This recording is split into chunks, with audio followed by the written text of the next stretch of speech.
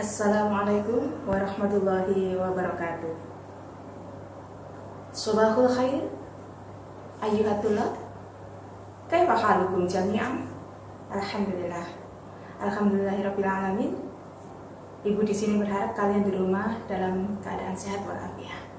Anak-anak, dalam tayangan video kali ini Ibu akan membahas tentang 6 materi yang harus kalian pahami dan kalian kuasai selama pembelajaran bahasa Arab di kelas 7, terutama pada materi atau bab yang pertama tentang perkenalan atau ta'aruf. Ayo, kita simak 6 pembahasan ini apa saja, kita pahami bersama-sama. Baik anak-anakku sekalian, mari kita mulai untuk membahas 6 materi dasar yang harus kalian pahami dan kalian kuasai, terutama pada pembelajaran bahasa Arab di bab yang pertama tentang ta'aruf atau perkenalan. 6 materi dasar itu terdiri atas 1. Dhamir mufrad. Pada tayangan video beberapa waktu yang lalu, Ibu sudah menyampaikan apa yang dimaksud dengan dhamir mufrad. Dhamir sendiri adalah kata ganti orang, sementara untuk dhamir mufrad adalah kata ganti orang tunggal, di mana Ibu sudah menjelaskan pada saat itu 5 dhamir mufrad itu terdiri atas ana, yang artinya saya, huwa, dia laki-laki, hiya, dia perempuan, anta, kamu laki-laki, dan anti, kamu perempuan. Untuk lebih jelasnya, Ibu sampaikan di sini ada contoh, ya. Contoh penggunaan dari dhamir mufrad itu sendiri diantaranya ana Muhammad, huwa Jamilun, hiya Nabila, anta Taufik, dan anti Fatimah. Yang perlu dipahami dan dikuasai adalah tentang penggunaan daripada dhamir mufrad itu sendiri, sesuai dengan kata artinya atau penggunaan dari masing-masing dhamir mufrad itu sendiri. Kemudian yang kedua, kita membahas tentang mufradat. Mufradat atau kosakata, ada beberapa kata-kata yang terdapat pada materi bab pertama, yaitu tentang at-ta'aruf atau perkenalan. Di antaranya di sini Ibu sampaikan ada tolibun. Tolibun itu sendiri artinya pelajar laki-laki, tobibun, dokter laki-laki, mudarrisun, pengajar laki-laki, falahun, petani laki-laki. Berupa kata benda seperti qalamun, pena, daftarun, buku, kitabun, kitab, kursiyun, kursi. Untuk yang bentuk muannas, sabburatun, papan tulis, nafidatun, jendela, mifaldatun, tas, dan mimsahatun, penghapus. Pembahasan yang ketiga yaitu tentang mudzakkar dan muannas. Apa mudzakkar itu dan apa muannas itu bisa dilihat pada slide pembahasan yang ketiga, bahwa mudzakkar itu menunjukkan laki-laki, sedangkan muannas menunjukkan perempuan. Untuk lebih detail, contohnya sebagai berikut. Tolibun. Tolibun adalah pelajar laki-laki. Berarti ini contoh yang mudzakkar. Tobibun demikian juga. Mudarrisun, falahun, qalamun, daftarun, kitabun, kursiyun. Ini adalah contoh dari mudzakkar, yaitu untuk laki-laki, baik yang berupa profesi atau sebuah pekerjaan maupun kata benda seperti yang ada di slide ini. Kemudian yang berbentuk muannas. Yang berbentuk muannas bisa kita sebutkan di sini antara lain sabburatun, papan tulis, nafidatun, jendela, mifaldatun, tas, dan mimsahatun, penghapus. Dalam pembahasan ini, kita harus mampu membedakan mana yang mudzakkar dan mana yang muannas. Oke, kita lanjut pada pembahasan keempat. Pada pembahasan keempat, tentang ba'idun wa qoribun Apa ba'idun dan qoribun itu?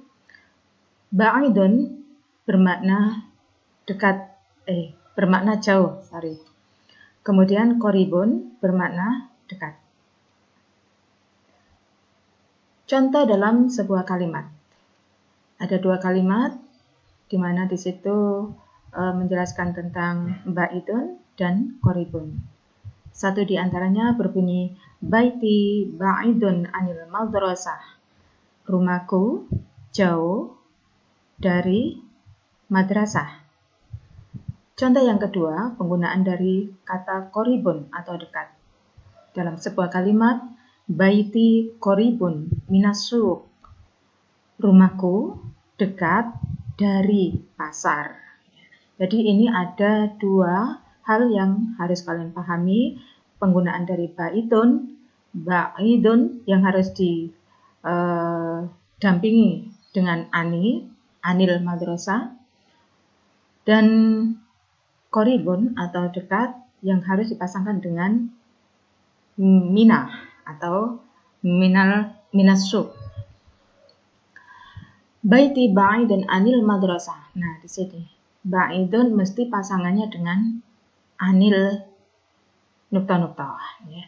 Kemudian kalau qoribun itu mesti dipasangkan dengan minal titik-titik atau nukta-nukta. Sudah jelas ya dalam dua kalimat ini. Ibu berharap kalian mampu untuk membedakan.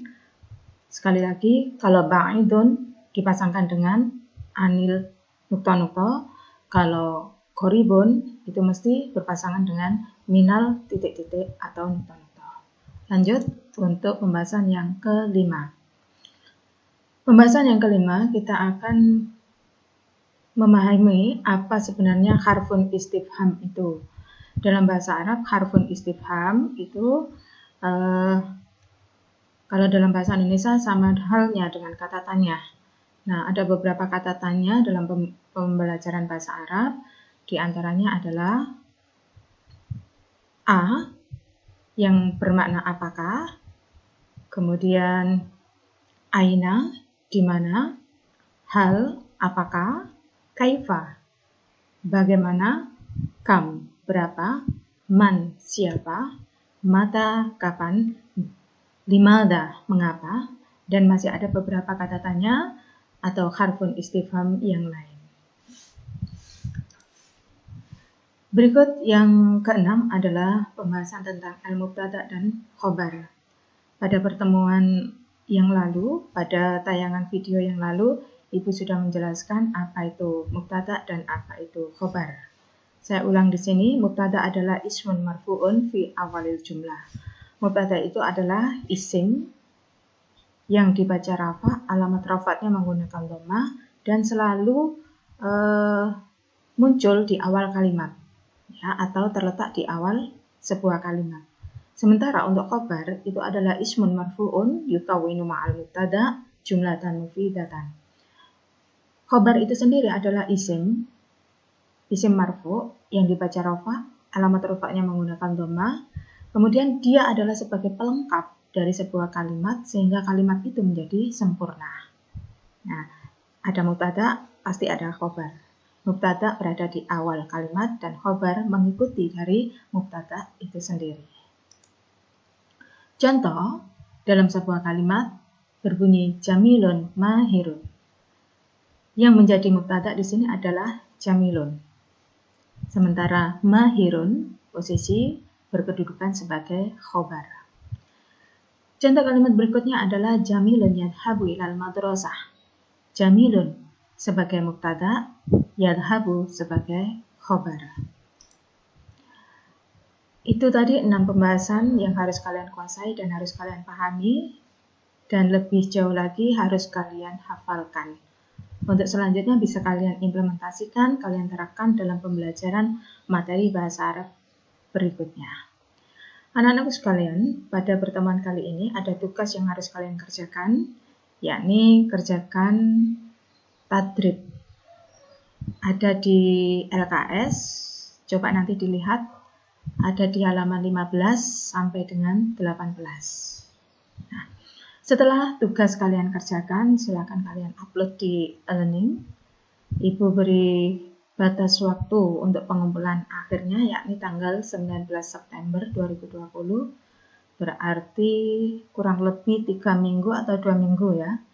Nah, setelah kalian kerjakan, kalian upload di e-learning. Mudah-mudahan dengan waktu yang agak lama ini kalian bisa menyelesaikan tugas yang Ibu berikan. Ibu tunggu hasil tugas kalian dan Ibu akan cek siapa yang belum atau yang sudah mengumpulkan di e-learning. Baik, terima kasih. Ila liqa. Sampai berjumpa kembali. Jangan lupa tetap jaga kesehatan.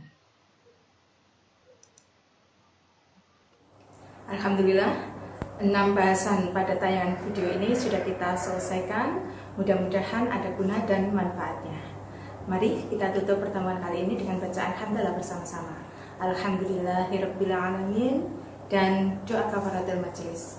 Bismillahirrahmanirrahim. Subhanakallahumma wa bihamdika asyhadu an la ilaha illa anta astaghfiruka wa atubu ilaik. Akhirul kalam, ihdinas siratal mustaqim. Wassalamualaikum warahmatullahi wabarakatuh.